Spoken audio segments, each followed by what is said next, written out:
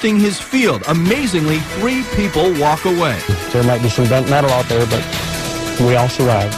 That plane clipped a power line before slamming right on top of a combine with the farmer still inside. Good evening, I'm Bill Lund. And I'm Jessica Miles. We broke this story on KSTP.com this afternoon. The plane went down at about 2:15 in a bean field in Lonsdale.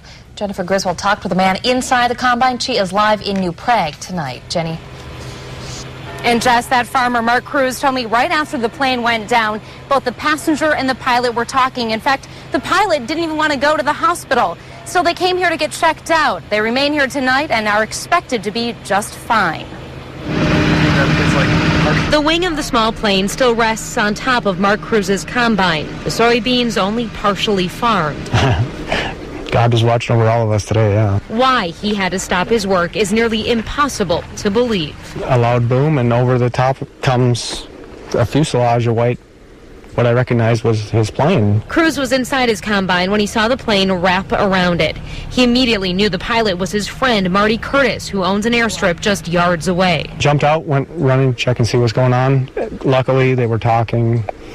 Got them out of the plane. Cruz says the dry blood on his arm is from Curtis. Curtis's friend, Roxanne Rossini, was also in the plane.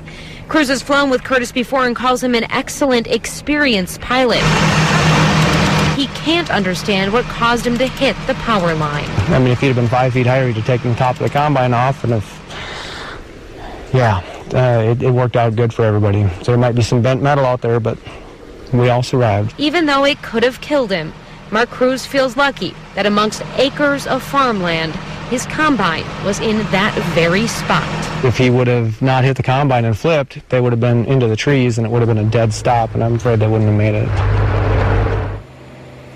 The Rice County Sheriff's Department will secure the scene until tomorrow morning. That's when the FAA is expected to come out here and start investigating what caused this plane to crash. Live in New Prague, Jennifer Griswold, 5 Eyewitness News. Well, here's another look at the crash site from Chopper 5. You can see part of the plane actually on the combine, feet from the wreckage there. To see extended video of the scene, head to our